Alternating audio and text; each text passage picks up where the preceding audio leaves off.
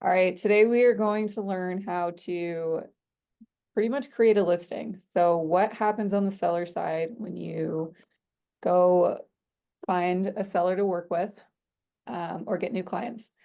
So there's quite a few steps, so hopefully we can go over all of them today, but I just want to go over the gist and the big points of the seller and listing process. We would get in touch with title. So that would be Marcel, and just let him know that we want to open a PR. So what a PR does before you send agency docs, and agents, it just depends on the timing. Some agents send agency docs right away. Some agents I've worked with wait until they get a PR. Reason being is a PR will come back with who's actually on title and what is the correct spelling of the name of your clients. You also may get people that run into, hold on, Terry's jumping in. You'll sometimes run into having clients have their business name in the on title instead of their actual name. And so whenever you have a business name on title instead of just a regular name, you'll have to get what's called an operating agreement from your sellers. Hey, Terry, how are you?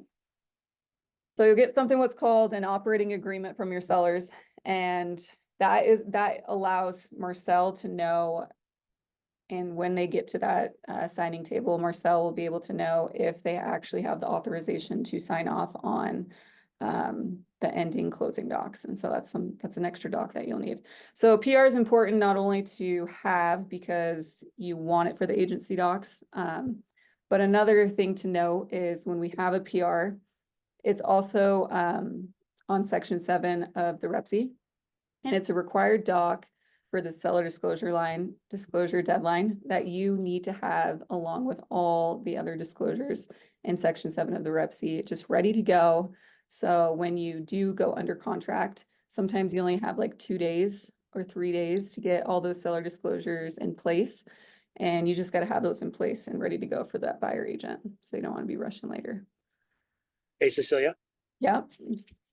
if anyone, like say you're in a bind and you don't have time, I mean, you get the PR started, but maybe you don't have time to wait for it to come back because sometimes it takes like 2 days to come back. Right. They can just give me a call, shoot me a text and just say, hey, can you check to just verify who's on title? And I can jump on and look and have that within minutes to an hour or so, depending on my day. So that's never a problem. Perfect.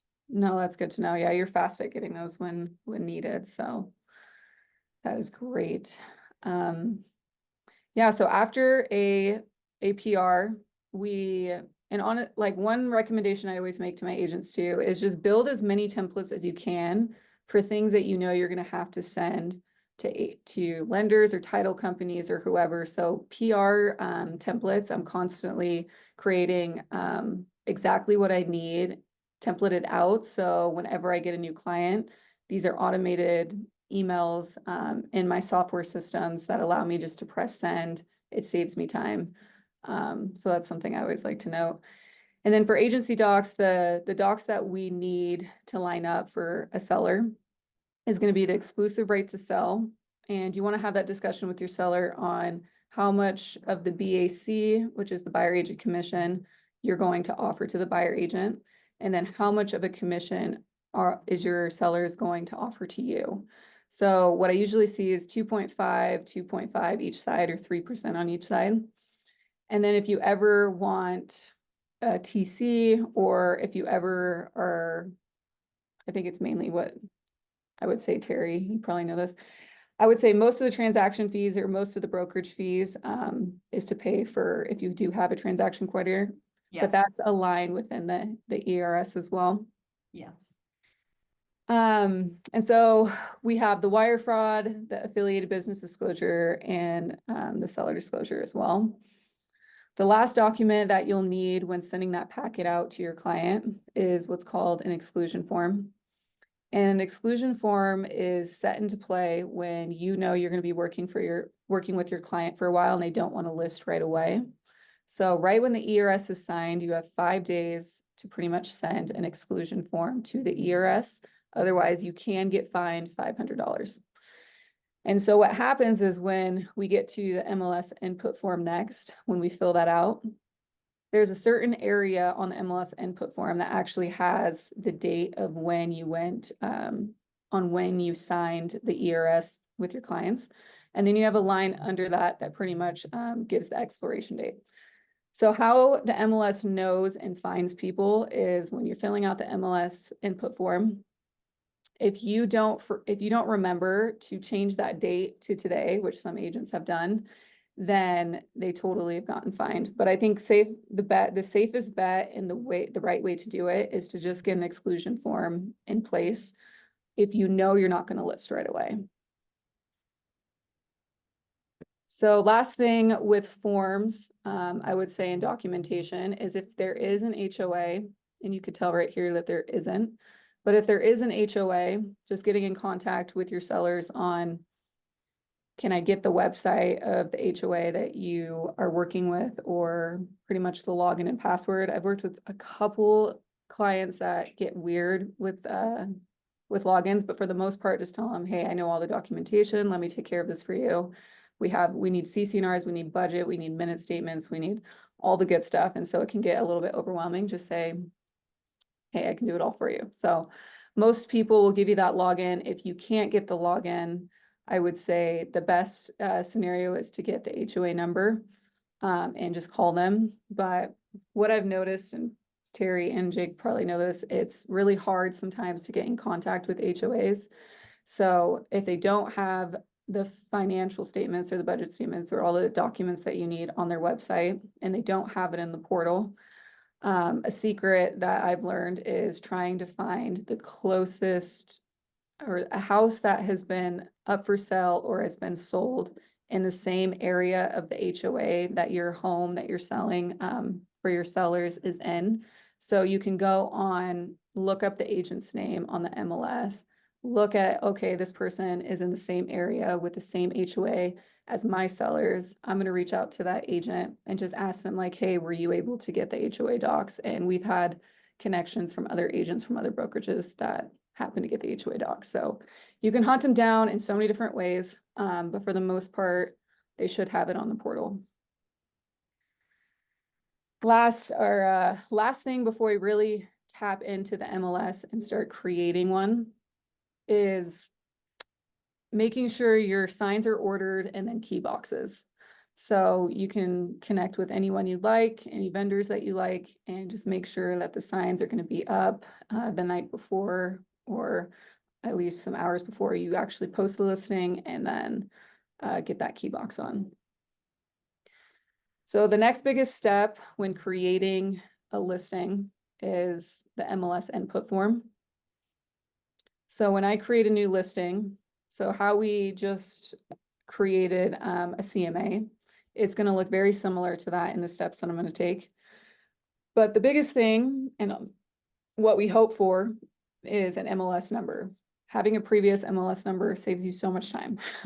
So if you can find that old MLS number, I would do that as the first step. If there's no old MLS number, there's different ways to find the information you need, but it's going to look similar to what we just did. So we're just going to come up here to the search engine. We're going to come down to the tax data search. You again can use the owner name or the data range. And so I'm just going to put this in there again. It's going to bring you back to the parcel number. So we're just going to click on that parcel, go to the previous listing, and we're back here. I just wanted to show you that again because I know we already had one over here probably, but we're just going to use this one. So all this information is on the MLS input, or sorry, on the MLS printout. And to get it into the MLS input form, all we got to do is, we're not going to copy the address this time, but we're just going to copy this MLS number.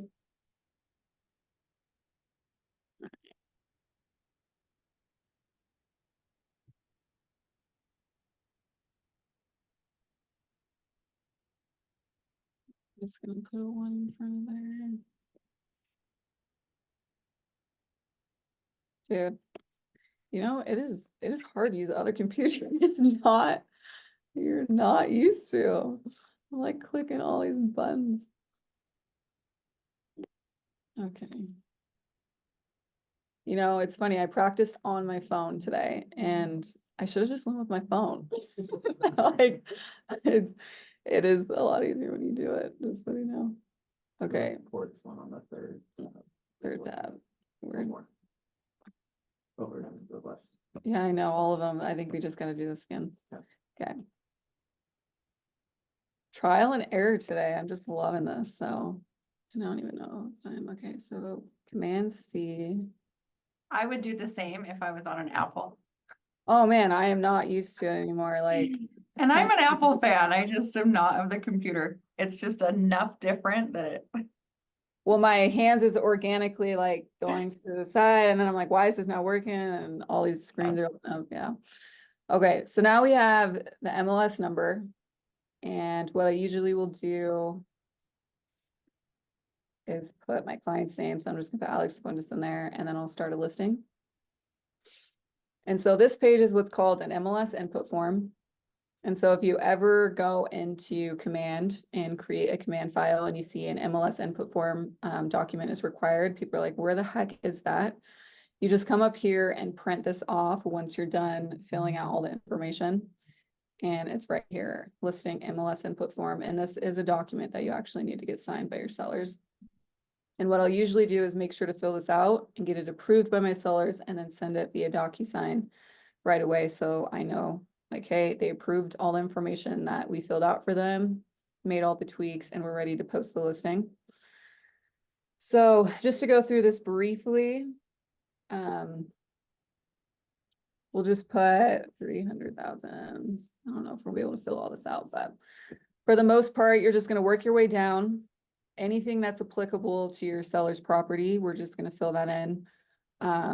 Most of the information, what's cool about having one of these open as one of these tabs open as well to the old MLS input form is you can just compare and just make sure all the information that wasn't automatically populated to what the MLS input form, you can go back here and just look through it again and just say, okay, here's the address again. I can retype this in and all the information that I need.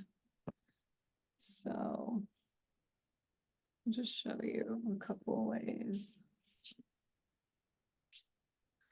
So it'll pop up and then we're just going to verify the map. And so as you see me filling out this MLS input form, you'll also notice that each of these required tasks are going down. And so what you really want to do is make sure that you're hitting everything with the red dot next to it because it won't let you go on to floor plan photos or any other of the tabs until this MLS input form is filled out. And so we want to just make sure, I'm really going to make stuff up now because this will be pretty quick to do.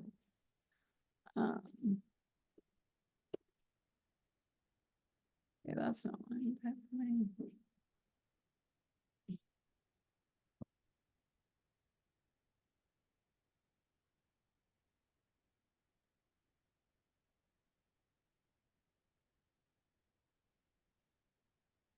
Go down.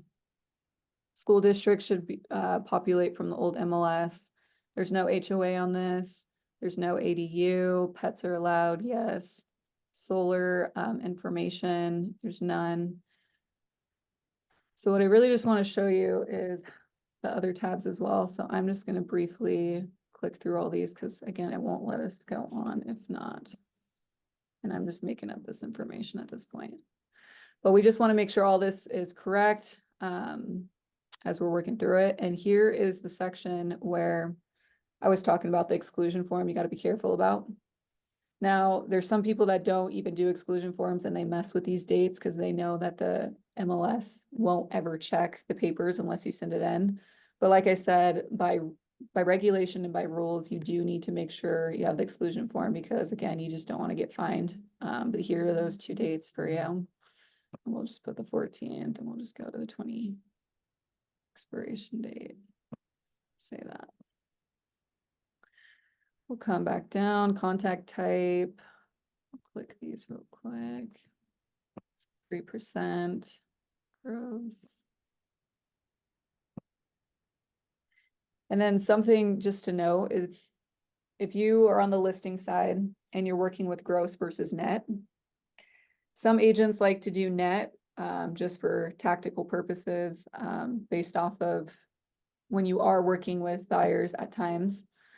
When you have net versus gross as your agent commit or as the buyer agent commission, what's the biggest factor about net is if you have, let's say, some seller disclosures of $15,000 going to the buyers, that 15,000 is deducted from the sales price. Let's just say the sales price is 300,000.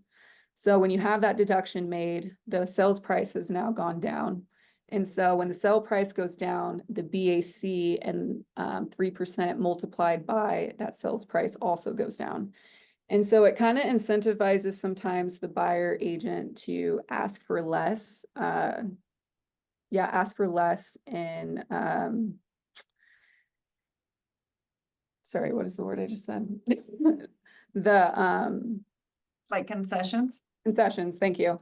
And concessions, and the reason for that is because their commission is going down in numbers. It could be 300 or 500.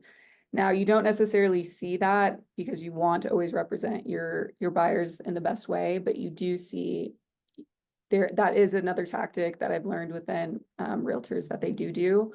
And so you do want to have net at times, and gross is another tactic where if you want to incentivize your clients to get more traction to your MLS page, you want to put it as gross because agents are like gravitating to that quite a bit more than they would net, because you would have the full 300,000 multiplied by the 3%.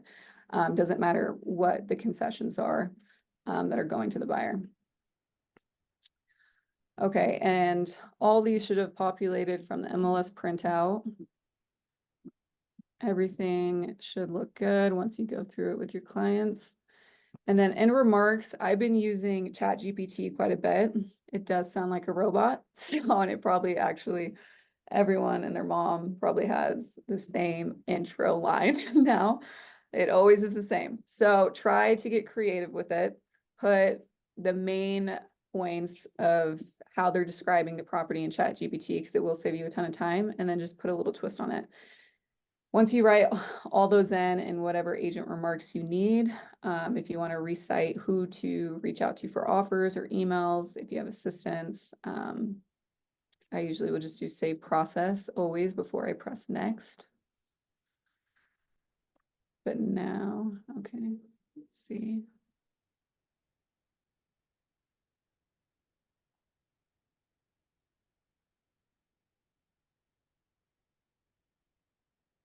Okay, now we'll press next. So if you do have floor plans, not all agents do have floor plans, but if you do have floor plans, you can upload those here. They are really nice, especially if you're doing condos or anything with a bigger structure, or a lot of different floor plans within the home. But for here, we're just going to skip that for now. And when we come over to photos, they used to just have the legacy photo uploader, and now they have the photo intelligence tool.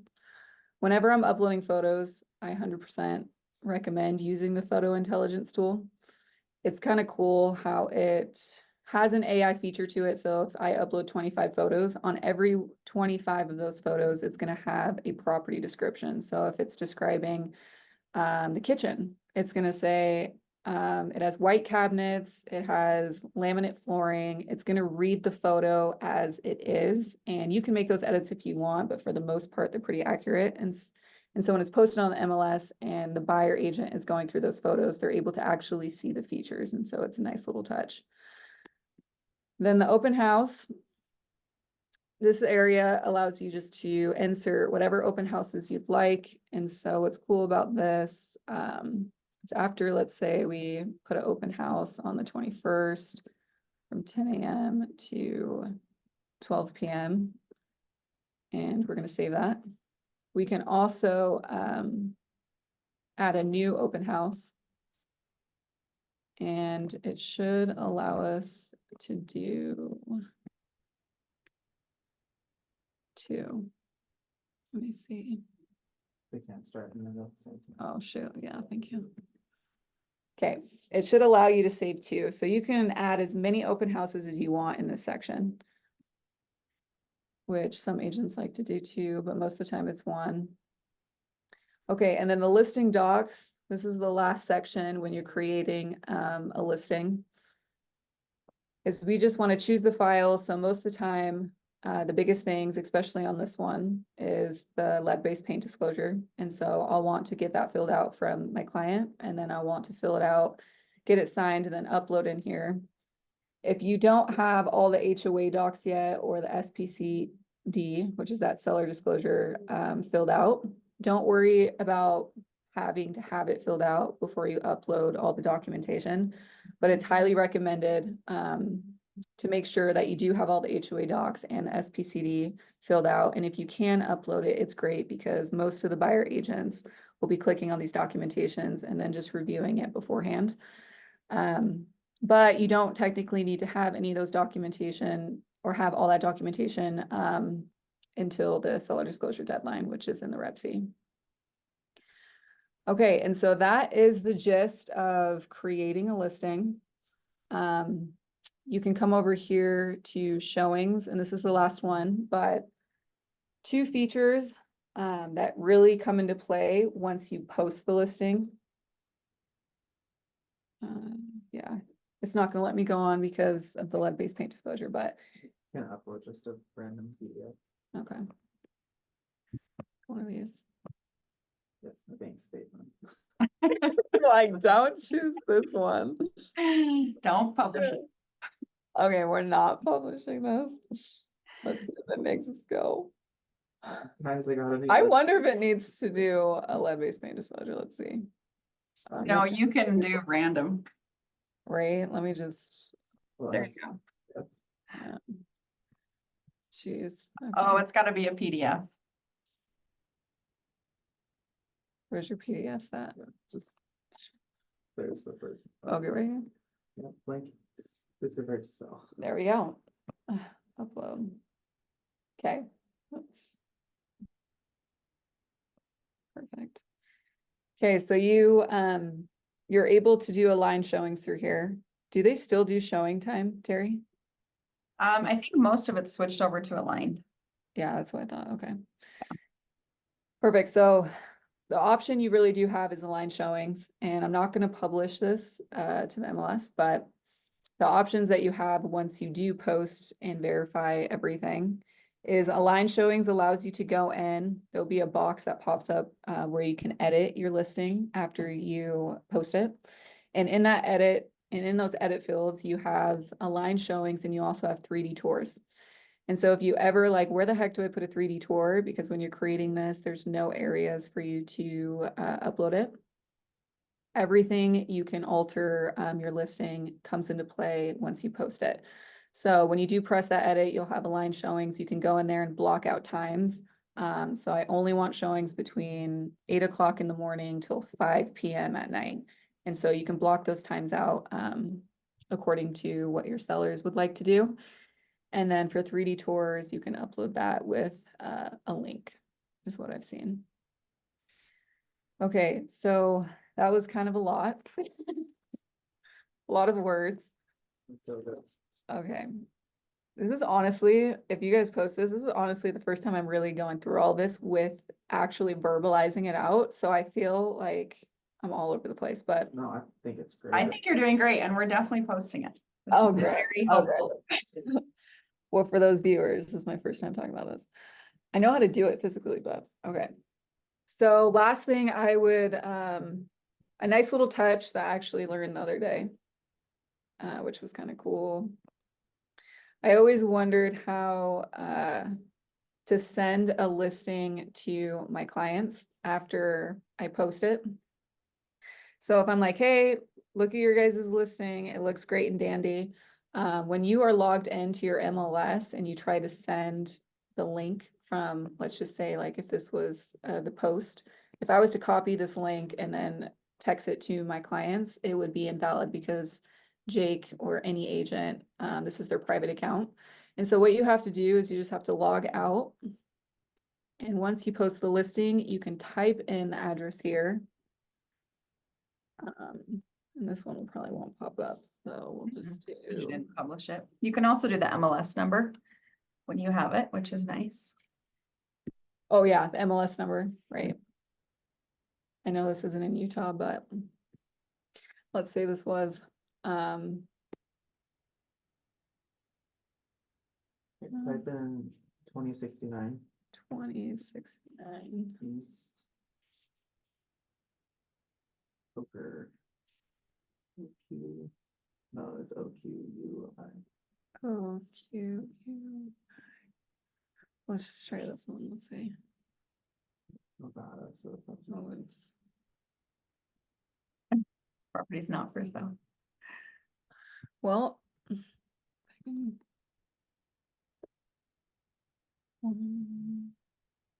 Okay, please. So yeah, like Terry said, it would probably be easiest to do the MLS number. Anyways, Just click on that one. So click on the 499. okay, Cause Okay. there, that's, you're just trying to get to that page, right? correct, yep. Yep, just trying to get to this page. Pretend this is the listing we just did, and this gives you the breakdown of just that little description, all the good deeds. Doesn't give you as many details, but it, oh yeah, here we go, down all the way here. Yeah, so pretty much puts it in a nice little format for your sellers to see, and they do like to see when it's posted, and they do like to look at it. So whenever you can add this as a touch at the end, that really goes a long way.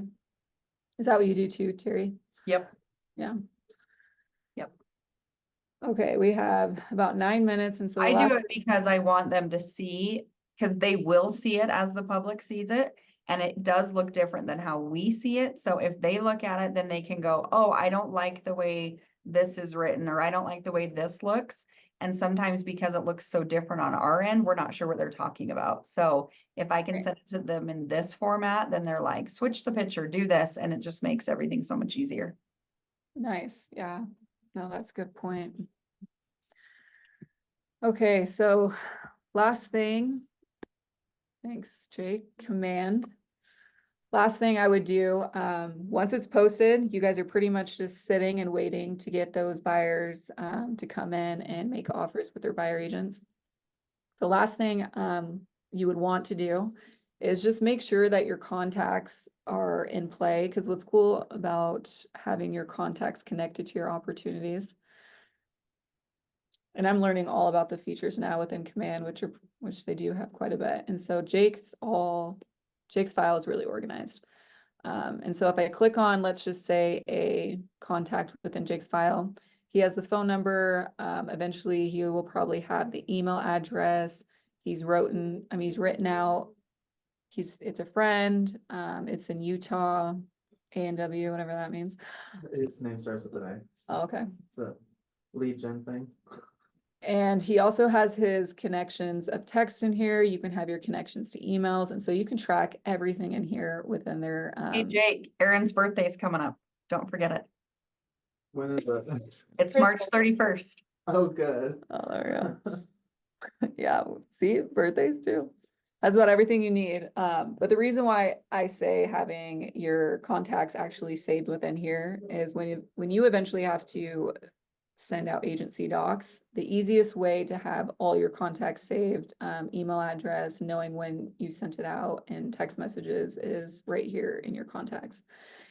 Once you create the opportunity, it is connected to your contacts. So let's say if we just create an opportunity and we have that listing, let's just say Aaron again. Aaron's name will pop up. I think it was Elder.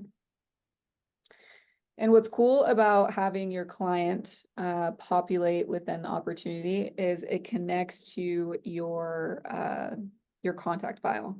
And so if you're like working with the TC, let's say, which a lot of agents do to me, they're like, oh my gosh, has Cecilia created the opportunity yet? They can just come into their contact tab and they can click on the name of the client that is the seller. And then there's a little opportunity tabs here. So once we create the opportunity will be pulled into your contact area, which is just even more organization. But if you do decide to grow within a team base, all these little steps are necessary because this is how you track everything.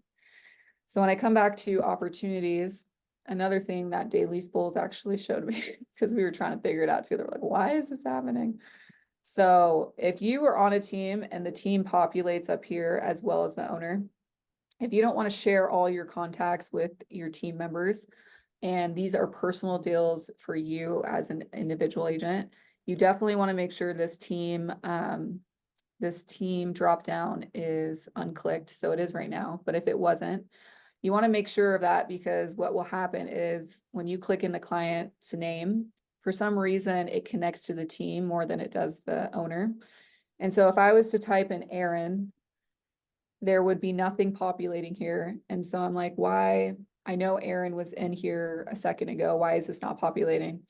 The biggest reason is because you have a team connected. And so what I've done is create a new contact within here, because you can create a new one by just typing it in. Like if I was to do Fisher or Pfeiffer, I can create a new contact. I can put the email, I can put the phone number. And so what will happen is you're going to duplicate the contacts that you already have saved, and organized agents do not like that. So you also don't want to do that.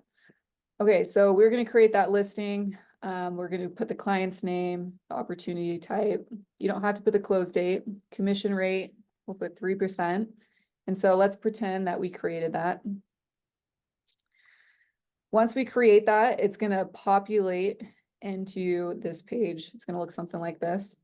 And all you want to do until you go under contract, the first steps you want to take while you have your listing posted is make sure all the documents on your listing side is saved. So this is the buyer, but it'll populate the same. You'll have the exclusive right to sell, wire fraud, affiliated business disclosure, exclusion form.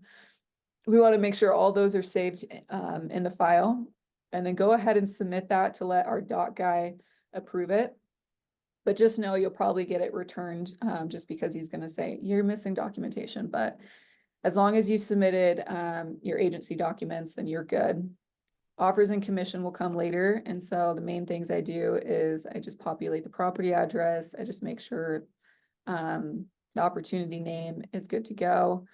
If you want to get a little bit more organized as well, let's say Angela's wife is also, or Angela's husband is going to be the co-buyer, also as another buyer. If you want to add his name in this area, you can as well. You can alter contract dates at any time if things change, and then the opportunity name. And that opportunity name will change up here. So if you spelled the name wrong, don't worry about it. You can change everything in there. And yeah, that's about it. And then you are just waiting for a buyer to come in. And once you get those buyers under contract, then that's just you and your seller deciding how you want to counter offer or which ones you want to accept. And that was all the intro. We haven't even went under contract, but I think for the most part, setting up the listing is the hardest part. The under contract really comes down to the buyer, like doing all the due diligence, and you guys just making sure you give them the access that they need to do their due diligence. Yes, and this is always, I don't know if you did a commercial at the beginning of this. I was teaching another class. Did you do a commercial for yourself? Commercial, what is this? So a commercial for transaction coordinating and Cecilia. So I always say at the end of this class, it took her an hour to explain how to do it. So this is an hour as a real estate agent that we should not be doing. And it takes more than an hour to actually do it. This is just how long it took her to explain it to us. So the value of using a transaction coordinator cannot be understated. So big shout out to Cecilia. Give her your listings and let her help you. And what do you charge? I charge $400, but that is me helping you even with your agency docs, helping you out with your MLS input form, making sure all the documents, even before you go under contract, get organized. That's listing, contract to close, everything. So yes, so just, I can't say it enough how long it takes to explain the process, let alone actually do it. The more we can hand these over to our transaction coordinators, the more we can go out and talk to more people and get more business. So take advantage and use her services. She's amazing. Thank you. You are welcome.